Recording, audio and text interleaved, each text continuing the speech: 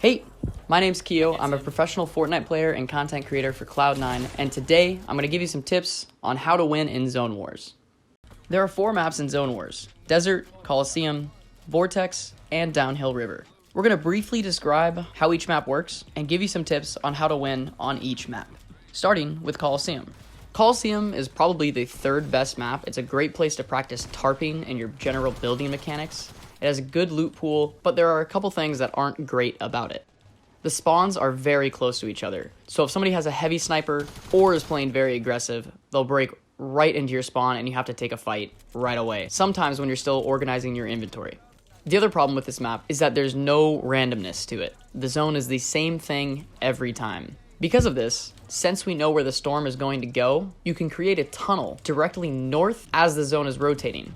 Because we know that the zone goes north, south, and then north again, if you have a tarp going directly north, you're going to be able to go back on your own tarp, saving materials, and most likely not running into any enemies. Unfortunately, this leads to a lot of heal offs. But if you have splashes, a medkit, or bandages, and a good tarp, you'll probably win that round. Probably. Next up, we have Desert. Now, okay.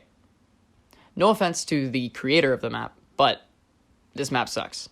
The loot pool is all over the place, including drum shotguns, combat shotguns, drum guns, auto snipers, storm scout snipers, and so many other things that aren't in the loot pool. On top of that, it's not really optimized. You don't spawn with the guns in your inventory. Spawns are too far away. The map is huge. I could go on and on.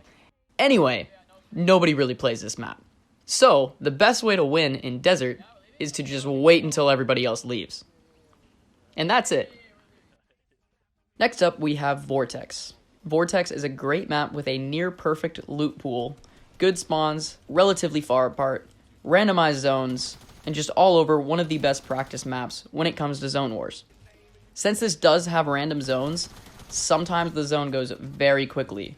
This means you want to prioritize having quick heals like splashes, shockwaves, and jump pads to rotate. Since this map is more condensed, there tends to be a lot of different layers that people fight on, creating a lot of chaos in the end game, which can lead to a decent amount of heal-offs. This is why you want to prioritize splashes and shockwaves at all times in this map.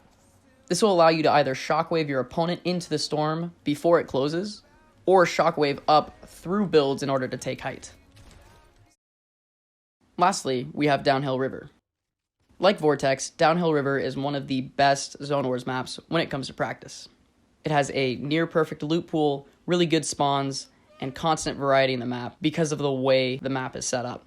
It does have fixed zones where the zones are the exact same every time, but with the way the map is set up, the end game is never the same.